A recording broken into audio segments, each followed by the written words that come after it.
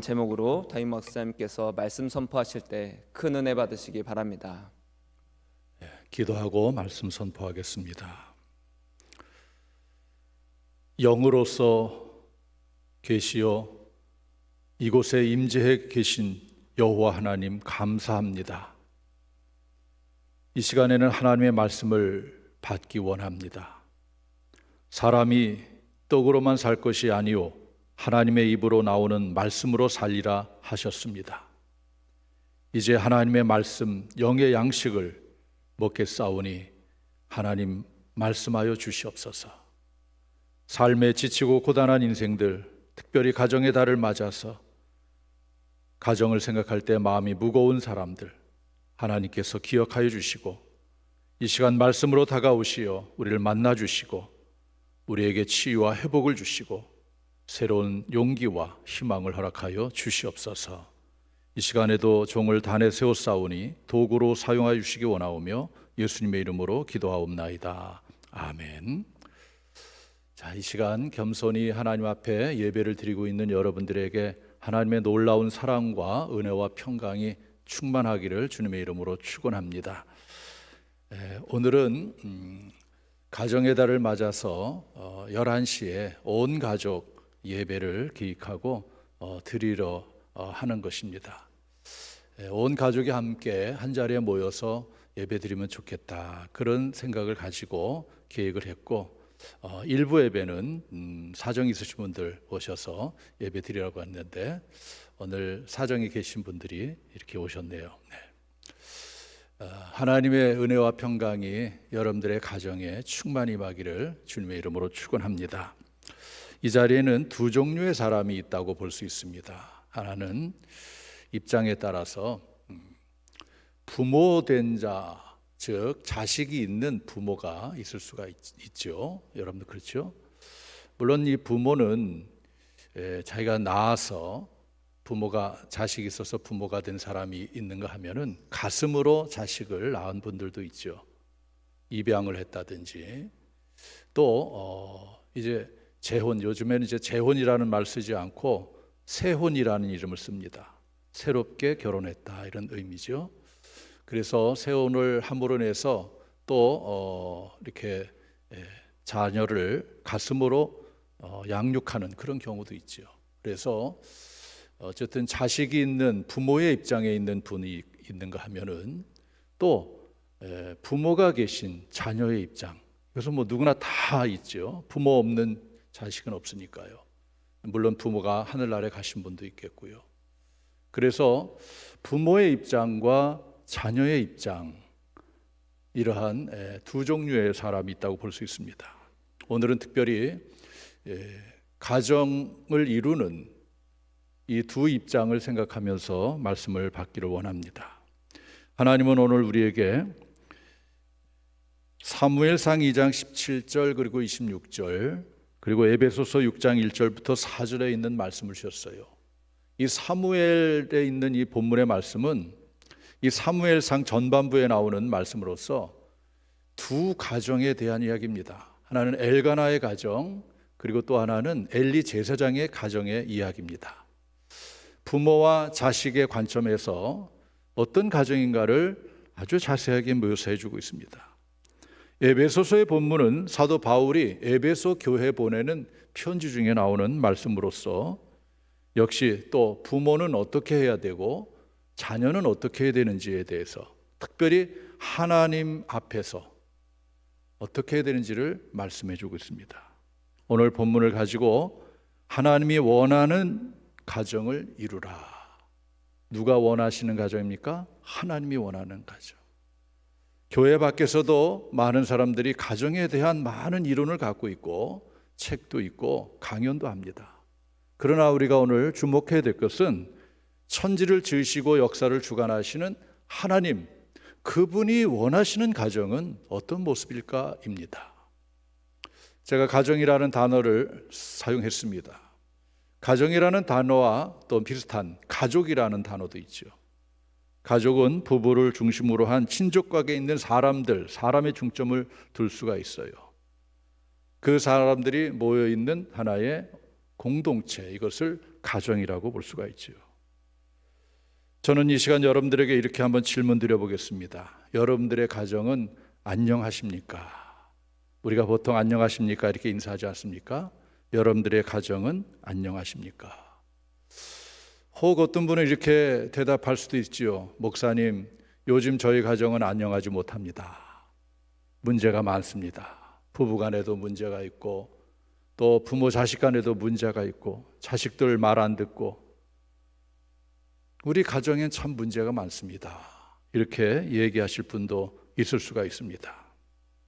어떤 가정에는 갑자기 가족이 훌쩍 이 세상을 떠나서 마음에 깊은 슬픔을 안고 있는 그런 가정도 있을 수가 있습니다.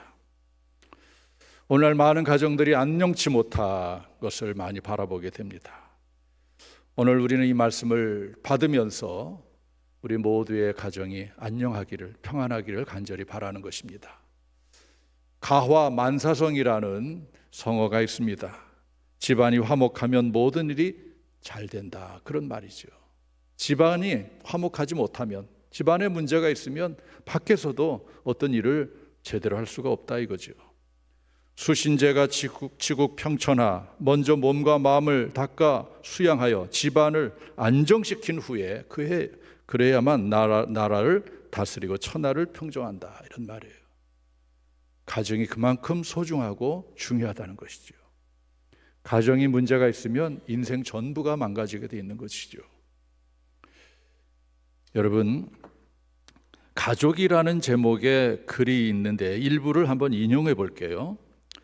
늘 가까이에서 마주보며 함께 생활하는 사람인지라 흔히 소중함을 잊고 지냅니다. 하지만 어느 순간 자신의 아내나 남편이 곁에 없는 삶을 상상하면 눈앞이 캄캄해짐을 느낍니다. 사랑하는 가족이 없다면 많은 재물을 모으고 부귀와 영화를 누린다 한들 무슨 의미가 있으며 즐거움이 있을까요? 당신이 꿈을 꾸며 살아야 하는 이유는 바로 가족입니다. 정말 가족이 얼마나 소중한지 늘 가까이 있어서 소중함을 몰랐는데 훌쩍 하나가 멀리 떠나가면 그 빈자리는 너무 크지요. 이처럼 가족은 너무나도 소중합니다. 하나님께서 원하시는 가정은 도대체 어떤 가정일까? 오늘 성경은 이 부분에 대해서 아주 명확하게 잘 말씀해 주고 있습니다.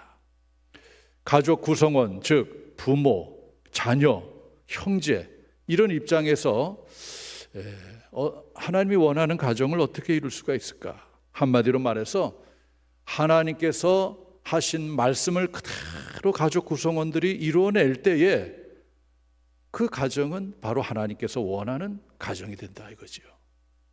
하나님께서 부모에게 하란 말씀, 하나님께서 자녀에게 하란 말씀, 하나님께서 형제에게 하란 말씀, 그 말씀을 그대로 붙잡고 실천하는 그런 가족 구성원들이 모인 이 가정이 바로 하나님께서 원하는 가정이다. 그렇다면 하나님께서는 부모에게 어떤 말씀을 주셨고 또 하나님께서는 자녀들에게 어떤 말씀을 주셨는지 오늘 본문에 답이 있습니다.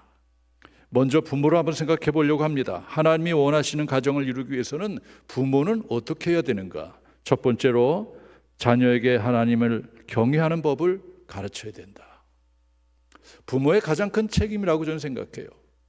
하나님이 자녀를 맡겼는데 그 자녀를 어떻게 양육해야 되는가 하면 하나님을 경외하는 사람으로 만들어내야 되는 거죠. 신명기 6장 1절과 2절 말씀을 보면 이는 곧 너희 하나님 여호와께서 너희에게 가르치라고 명하신 명령과 규례와 법도라. 너희가 건너가서 차지할 땅에서 행할 것이니 곧 너와 내 아들과 내 손자들이 평생에 내 하나님 여호와를 경외하며 이렇게 말씀하고 있어요. 나 자신 그리고 아들, 손자들, 이게 다 가족 구성원들이죠. 무엇을 하라고요? 여호와를 경외하는, 이걸 가르치라는 거죠. 여호와를 경외한다. 이 경외하다는 이 단어의 의미는 히브리어 단어는 야레죠. 야레. 야레는 단순히 두려울 뿐만 아니 두려워서 무서워하는 것이 아니고 정말 그 크신 하나님, 위대하신 하나님, 그 앞에서 자신의 자금을 인정하고 거기서 나오는 그 두려운 감정, 이것이 경외입니다. 야레라는 단어의 의미예요. 그래서 부모는 자식들이 하나님을 두려워할 줄 아는 사람으로 키워내는 것, 이것이 부모가 해야 될 마땅한 일입니다. 오늘 사무엘상의 전반부의 말씀을 보면 두 가정의 이야기가 나옵니다. 하나는 엘가나의 가정 이야기, 또 하나는 엘리 제사장 가정의 이야기입니다. 우리가 알듯이 엘가나의 부인 한나는 아이를 갖지 못해서 성전에 가서 하나님 앞에 부르짖어 기도했습니다. 하나님, 아들을 주시면 그 아들을 하나님께 드리겠습니다. 간절히 기도했고 하나님은 그 기도를 받으셨고 태를 열어서 그에게 자식을 줍니다. 그게 바로 사무엘이죠. 서원대로 이 가정은 사무엘을 하나님께 바치지요. 바로 하나님께 의지하고 하나님께 기도하고 하나님을 섬기는 아름다운 가정의 모습을 성경은 그려주고 있습니다. 이에 반해서 엘리 제사장 가정은 정말 하나님 앞에 바람직하지 못한 부모 그리고 자식의 모습이 그려지고 있습니다. 엘리 제사장에게는 두 아들이 있습니다. 홈니와 비느하스. 그런데 이 두 아들이 하나님을 우습게 여기고 특별히 하나님 앞에 드려지는 이 제물에 손을 대고 제사를 멸시합니다. 그래서 성경은 엘리 제사장의 두 아들을 말할 때에 엘리의 아들들은 행실이 나빠 여호와를 알지 못하더라라고 말씀하고 있고, 오늘 본문으로 삼은 사무엘상 2장 17절에는 이 소년들의 죄가 여호와 앞에 심히 크면 그들이 여호와의 제사를 멸시함이었더라, 이렇게 말해주고 있어요. 하나님의 제사를 멸시하는 두 아들, 그리고 엘리 제사장이 아버지는 이 자식에게 대해서 어떻게 대했는가, 아주 성경은 엘리 제사장을 혹독하게 책망합니다. 하나님의 사람이 이렇게 책망하는데 사무엘상 2장 29절에 보면 너희는 어찌하여 내가 내 처소에서 명령한 내 제물과 예물을 밟으며 내 아들들을 나보다 하나님보다 더 중히 여겨 내 백성 이스라엘이 드리는 가장 좋은 것으로 너희들을 살찌게 하느냐라고 하나님의 사람을 보내서 엘리 제사장을 책망합니다. 이 아버지의 결정적인 문제는 무엇입니까? 하나님보다 아들을 더 중히 여겼다는 거예요. 자식들이 뻔히 잘못된 길을 가는 걸 알면서도 그걸 끝까지 막지 못했다는 것이죠.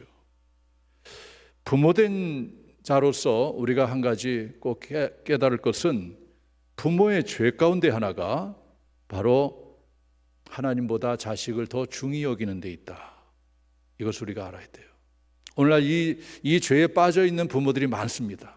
하나님보다 자식이 더 중요하고 더 우선인 그런 경우가 얼마나 많습니까? 그런데 오늘 성경은 분명히 이 죄를 묻고 있어요. 그러면서 하나님은 이런 말씀하십니다. 사무엘상 2장 30절 하반절에 보면 우리 다 같이 말씀을 읽겠습니다. 시작. 나를 존중히 여기는 자를 내가 존중히 여기고 나를 멸시하는 자를 내가 경멸하리라. 하나님의 참 무서운 말씀이에요.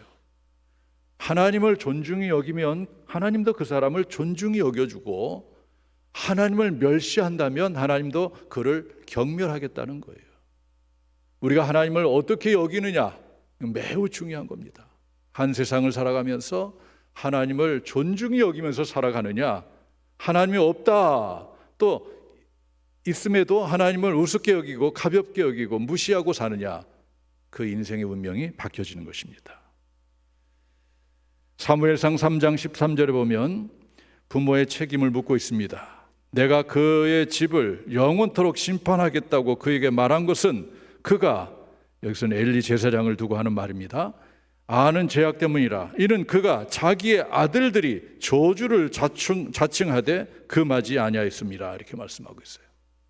자기 자식이 하나님을 우습게 여기고 여호와의 제사를 멸시하고 그렇게 저주의 길로 가는데도 불구하고 그 길을 막지 못했다는 거예요. 금하지 못했다는 겁니다.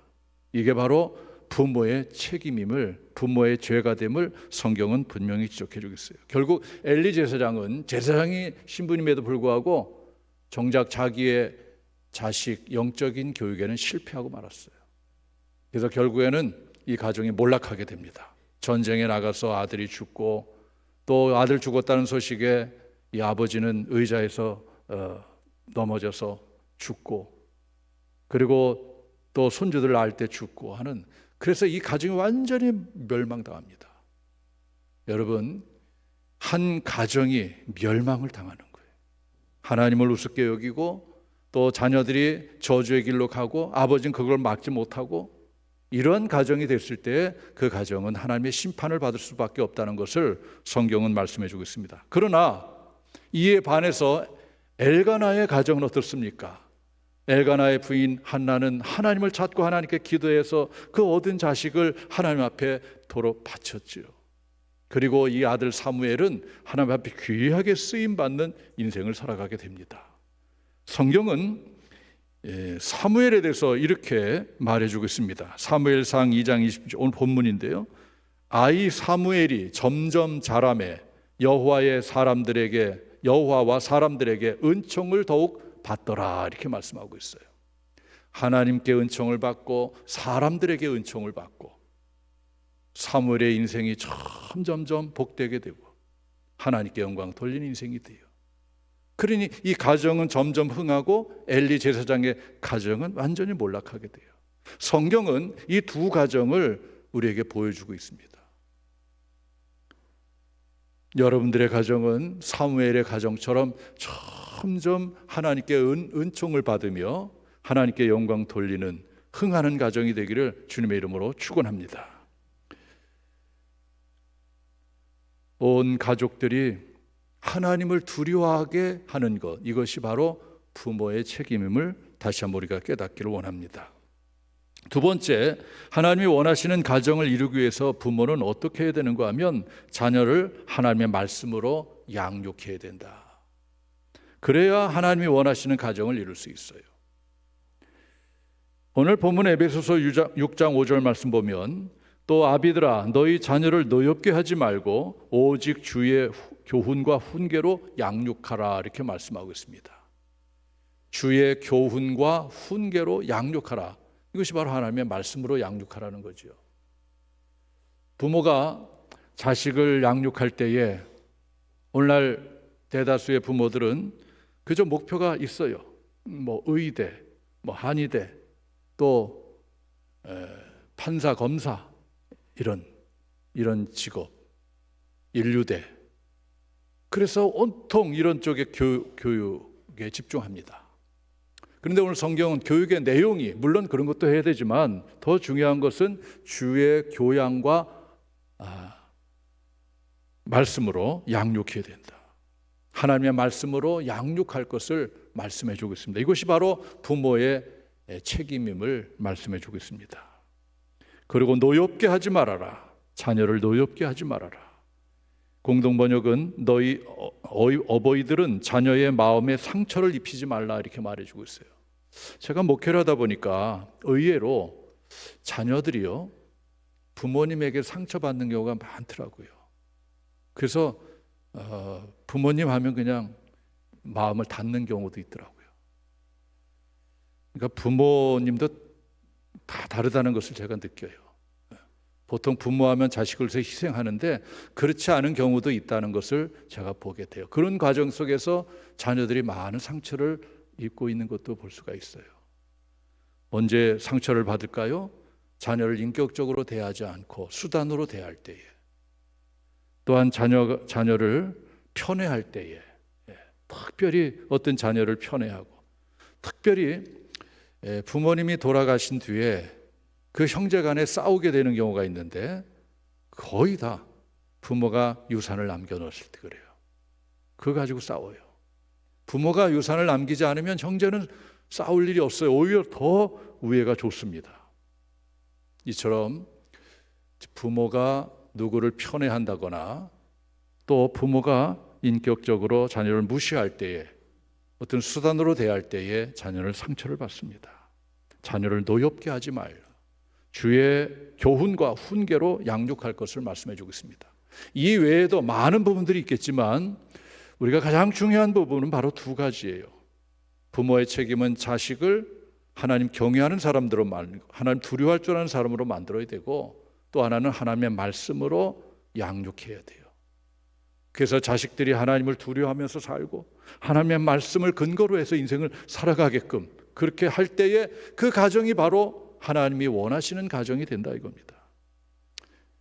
부모된 여러분들, 오늘 이 말씀을 받고 여러분들의 자식을 하나님을 경외하는 자식으로, 하나님의 말씀을 붙잡고 사는 인생으로 그렇게 키워내기를 주님의 이름으로 축원합니다. 두 번째로, 자녀의 입장에서 하나님의 말씀을 받기를 원합니다. 하나님이 원하시는 가정을 이루기 위해서는 자녀는 그러면 어떻게 해야 되느냐? 첫 번째로 부모를 공경해야 된다. 어버이 주일마다 우리가 늘 이 말씀을 대하죠. 부모를 공경해야 된다. 하나님께서는 모세를 통해서 10가지의 계명을 인간들에게 주셨는데 그 중에 5번째 계명, 제5계명이 바로 내 부모를 공경하라. 내 부모를 공경하라. 카페르라는 히브리어 단어를 씁니다. 존중, 무거움, 이러한 의미를 가지고 있어요. 그러니까 부모를 가볍게 여기지 말고 무겁게 여기고 무겁게 여기는 거. 이것이 공경의 기본이지요. 모세는 10계명 중에 5계명을 하나님의 명령으로 재해석합니다. 신명기 5장 16절에 보면 너는 내 하나님 여호와께서 명령한 대로 내 부모를 공경하라 이렇게 말했어요. 내 부모를 공경하라는 이 계명은 해도 그만 안 해도 그만이 아니에요. 선택사항이 아니고 반드시 지켜야 될 하나님의 명령이라고 모세는 말씀했습니다. 그래서 부모 공경은 선택사항이 아니에요. 그건 의무사항입니다. 자녀라면 누구나 다 해야 되는 의무예요. 부모가 어떠냐 그거는 문제가 되지 않아요. 부모가 나에게 어떻게 하느냐 그걸 떠나서 부모이기 때문에 나는 부모를 공경해야 되는 것입니다. 어버이 주일마다 늘 강조하는 말씀이 있어요.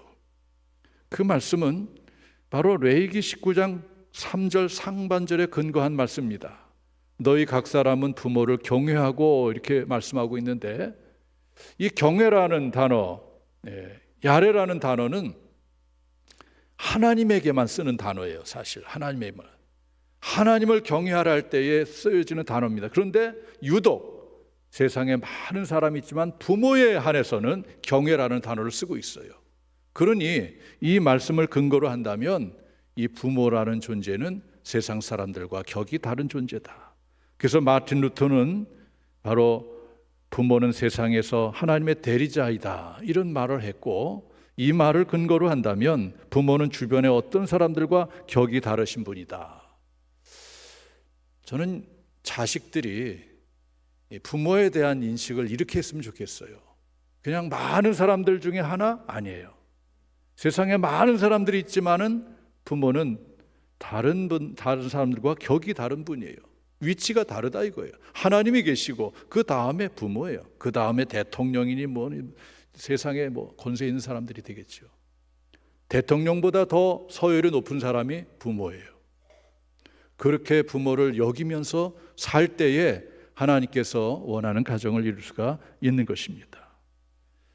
신명기 27장 16절 말씀 보면 그의 부모를 경홀히 여기는 자는, 경외하지 않고 경홀히 여기는 자는 저주를 받을 것이라 할 것이요 모든 백성은 아멘 할지니라 이렇게 말씀하고 있어요. 경홀히 여긴다는 말을 공동번역 새번역에서는 업신 여기는 자, 현대인의 성경에서는 얕보고 멸시하는 자 이렇게 번역했어요. 참 우리나라 50년대, 60년대, 70년대까지만 해도 얼마나 먹고 살기가 어려웠어요. 그때의 부모님은 자식들 키워내느라고 얼마나 고생 많이 하셨습니까? 그때는 5남매, 6남매, 7남매 이렇게 자식들을 두고서 키워냈어요. 먹을 것이 없죠. 거기다가 너무나도 힘들고 어려우니까 학교는 어떻게 갑니까? 학교도 못 가요. 그래서 이렇게 6남매 7남매 보면은 형을 위해서 동생이 학교를 못 간다든지, 동생을 위해서 형이 학교를 못 간다든지, 그런 경우가 많았어요. 다 못 보냅니다. 돈이 없으니까. 그리고 이제 성장해서 가정을 이루고 자녀를 낳고, 요즘에는 다 학교 보내죠. 부모가 못 배웠다고 해서 부모를 경히 여기면 안 된다는 거죠. 경홀히 여겨서는 안 돼요. 성경이 이것을 분명하게 말씀해 주고 있습니다. 부모를 공경할 때에 하나님이 원하는 가정을 이뤄낼 수가 있는 것입니다. 두 번째로, 자녀는 부모에게 순종해야 된다. 오늘 본문 말씀 에베소서 6장 1절 말씀 보면, 자녀들아 주 안에서 너희 부모에게 순종하라, 이것이 옳으니라. 이 순종이라는 단어, 헬라어가 바로 휘파쿠오. 휘포는 위로부터, 아쿠오라는 단어는 듣다, 위로부터 오는 음성을 듣는 것이 휘파쿠오예요. 이게 순종입니다. 부모는 위에 계신 분이에요. 그래서 부모의 말씀을 내가 아래서 듣는 거, 이게 바로 순종인 것입니다. 거역할 수가 없는 거예요. 늘 말씀드리지만 때로는 부모의 말씀이 세상 이치에 맞지 않을 때도 있어요. 부모는 잘 모르시니까, 많이 배우지 못했으니까 어떤 부분에 대해서는 잘못 알고 있을 수도 있어요, 부모님이. 그렇지만 자식이 부모를 존중히 여기고 정말 하나님의 대리자처럼 여겨서 그 말씀에 순종하면, 아무리 부모가 이치에 안 맞는 말을 할지라도 순종하면 하나님께서 그 자녀에게 복을 주십니다. 하나님은 다른 걸 보는 게 아니에요. 자식이 부모를 어떻게 여기느냐, 그 마음 중심을 보는 겁니다. 그 중심이 바르게 돼 있으면 하나님은 그에게 복을 주십니다. 세 번째로, 자녀는 부모를 기쁘게 해드려야 된다. 잠언 23장 25절에 내 부모를 즐겁게 하며 너 낳은 어미를 기쁘게 하라, 이렇게 말씀하셨어요. 여러분, 자녀는 부모를 기쁘게 해드릴 의무가 있어요. 부모님께서 무엇을 좋아하시는지, 기뻐하는지, 이것을 잘 살펴서 부모를 기쁘게 해드려야 돼요. 신앙을 가진 부모, 교회 다니는 부모님의 가장 기뻐하는 것이 뭡니까? 뭘 많이 갖다 주는 겁니까? 아니에요. 자식들이 하나님 앞에 아름답게 예배드리는 모습을 볼 때에 그 부모는 너무너무 기쁜 거예요. 반대로 자식이 하나님을 멀리하고 하나님께 예배드리지 않는다면 그 부모의 마음은 너무너무 더 아픈 거예요. 다른 거 다 필요 없어요. 부모의 한결같은 기도 제목이죠. 내 자식이 좀 하나님 앞에 돌아왔으면 좋겠다. 하나님 앞에 온전히 예배드렸으면 좋겠다. 하나님을 위해서 쓰임받았으면 좋겠다. 이것이 신앙을 가진 부모의 간절한 바람이에요. 그럴 때 기쁜 거지요. 아무리 세상적으로 많은 것을 가져다 두고 뭐 이것저것 사다 드리고 식사 대접하고 그래서 기쁜 게 아니에요. 신앙을 가진 부모에게 가장 큰 기쁨은 바로 하나님 앞에 온전히 아름답게 예배드리는 그 모습을 볼 때에 너무나도 기쁜 겁니다. 자녀된 입장에 있는 분이 있다면 이것을 꼭 기억하시길 바랍니다. 그것이 가장 기쁜 거예요. 형제간에 싸우지 않고 우애 있게 지낼 때에 부모가 얼마나 기뻐하겠어요. 그게 기쁨을 드리는 겁니다. 여러분, 이제 질문 하나 드리면서 말씀을 마치려고 합니다. 이 질문 우문이 될 수가 있어요. 뭐 그런 걸 질문합니까? 당연하죠. 그런 질문인데 드려보겠습니다. 여러분들은 건강하고 하는 일이 잘 되길, 즉 형통하기를 바라십니까? 그래서 우문이죠. 그래도 뭐 그렇지 않은 사람이 어디 있겠어요. 다 건강하기 바라고 형통하기를 바라고 있어요. 그런데 건강하고 형통하는 길이 무엇일까요? 하나님은 분명하게 말씀을 통해서 우리에게 알려주셨습니다. 오늘 출애굽기 20장 12절 말씀 보면 내 부모를 공경하라. 그리하면 내 하나님 여호와가 내게 준 땅에서 내 생명이 길리라. 이 생명의 주권자는 하나님이시죠. 그런데 부모를 통해서 하나님께서 생명을 자식에게 주는 거예요. 그래서 부모가 어떻게 보면 하나님의 대리자예요. 생명을 하나님이 부모를 통해서 아버지, 어머니를 통해서 이어주는 거죠. 부모를 통하지 않으면 인간이 생명을 얻을 길이 없어요. 그래서 부모를 공경하면 하나님께서 내 생명을 길게 하리라. 에베소서 6장 2절과 3절에 보면 이제 바울이 재해석합니다. 내 아버지와 어머니를 공경하라. 이것은 약속 있는 첫 계명이다. 이로써 내가 잘 되고 땅에서 장수하리라. 장수하려면 건강해야 되겠죠. 형통과 건강의 복을 주신다 이거죠. 부모님을 공경하고 부모님을 잘 섬기고 효도하면 하나님께서 잘 되게 하시고 장수하게 하신다. 믿으시기 바랍니다. 저는 이 말씀을 정말 믿어요. 다른 길이 없구나. 부모에게 잘하는 길밖에 없다. 내가 건강하고 내가 잘 되는 길은 부모에게 잘하는 길밖에 없다. 하나님은 이 말씀을 주시고 자녀들이 부모에게 어떻게 하는지 유심히 살펴보고 계셔요. 아, 저 자녀는 부모에게 저렇게 하는구나. 정말 공경하는 자녀가 있다면 하나님께서 약속처럼, 이게 약속 있는 첫 계명이거든요. 이 약속처럼 건강하게 하고 잘 되게 해주신다. 부모님을 찾아뵙고 부모님에게 잘하는 것, 이것은 자신을 위한 거예요. 내가 잘 되는 길입니다. 내가 복 받는 길입니다. 오늘 이 말씀을 가슴에 담기를 바랍니다. 하나님이 원하는 가정을 우리가 만들어내야 돼요. 그러기 위해서 가정의 구성원들, 부모, 자식, 형제들이 하나님의 말씀을 받고 그대로 실천해 나갈 때에 그 가정은 하나님이 원하는 가정이 됩니다.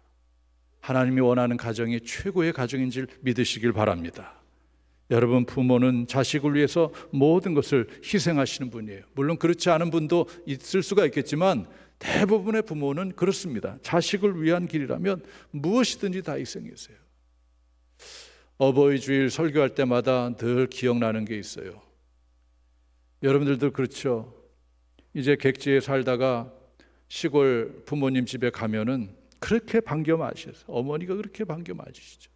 따라왔느냐 하면서. 그리고 갈 때 되면 뭔가 막 이렇게 싸주셔요. 싸주셔. 고추도 싸주고 뭐 땅에서 이렇게 얻은 걸 싸주고. 근데 자식 입장에서 보면 그거 별로 탐탁지 않을 때도 있어요. 뭐 이런 걸 싸주나, 갖고 가면 또 이거 저거 하고. 또 며느리 같은 경우에는 이건 뭐 이걸 먹어야 되나 하면서, 그렇지 못하면 받아갖고 고속도로 휴게소에 갖다 버리고. 여러분, 전 그런 걸 보면서 왜 어머니는 그렇게 딸에게, 아들에게 뭔가 싸주려고 한데 싸주려고 할까? 싸주는 것도 뭐 대단한 것도 아닌데요, 그죠? 그것 가서 사면은 얼마면 다 살 수 있는 건데 그렇게 싸주려고요. 왜 그럴까요? 마음이 참 많이 아픈데 딱히 자식에게 줄 것이 없어서 그래요. 없습니다, 진짜.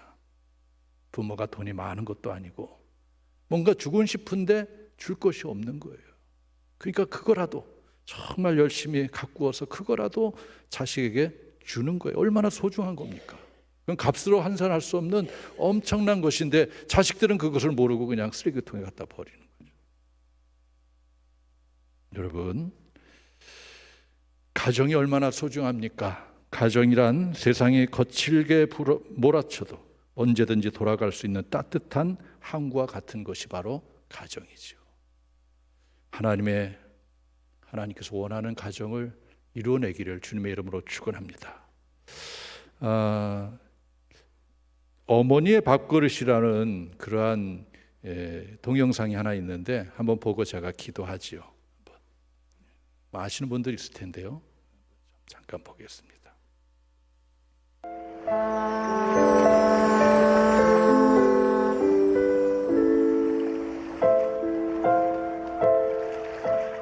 고깃배를 타던 아버지가 풍랑에 쓸려 세상을 등진 후 어머니는 6남매를 홀로 키우셨습니다. 예수, 싸게 드린 거야. 작달막한 키에 허기진 몸으로 어머니가 자식들 입에 밥술을 떠넣을 수 있는 길은 생선 함지를 머리에 이고 이 집 저 집 다리품을 파는 일뿐이었습니다. 잘해드릴게요. 한 마리 사요. 다음에요, 다음에.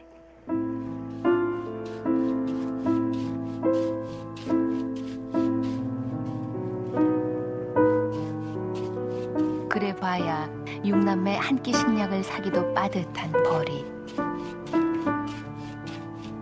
팔다 남아 물 간 생선 한 마리와 봉지쌀 조금만 있어도 집으로 돌아오는 어머니의 발걸음 가벼웠습니다.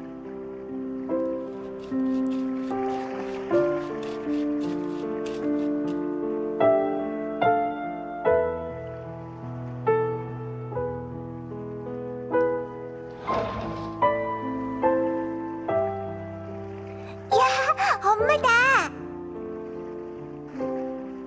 12살, 10살, 9살, 8살. 고만고만한 우리의 소원은 하얀 쌀밥 한 번 푸지게 먹어보는 것. 하지만 밥은 언제나 모자랐고 우린 너나 할 것 없이 먹을 것만 보면 허겁지겁 야단이었습니다.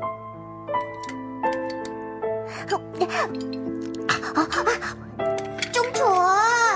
싫어 싫어. 그런데 참 이상한 일이 있었습니다. 어머니가 끼니마다 밥을 반 그릇씩 남겼지만 남은 밥을 절대로 자식들에게 주지 않는 것이었습니다. 엄마 밥 내가 더 먹으면 안 돼요? 나도 더 먹고 싶은데. 나도. 이건 안 된다고 했잖니. 우리가 숟가락을 들고 달려들면 상을 얼른 치워버리곤 했습니다. 그런데 그날따라 막내가 유난히 집착한 나머지 상다리를 붙잡고 매달렸고 기우뚱 기울어진 상에서 어머니의 밥그릇이 바닥으로 떨어졌습니다.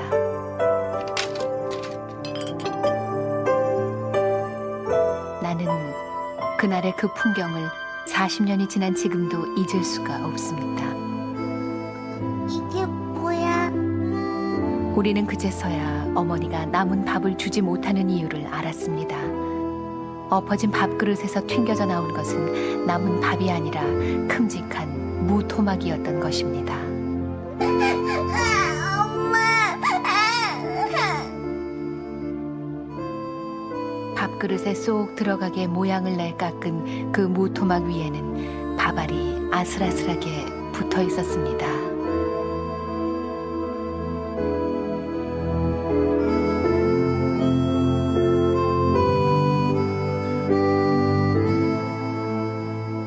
기도하겠습니다.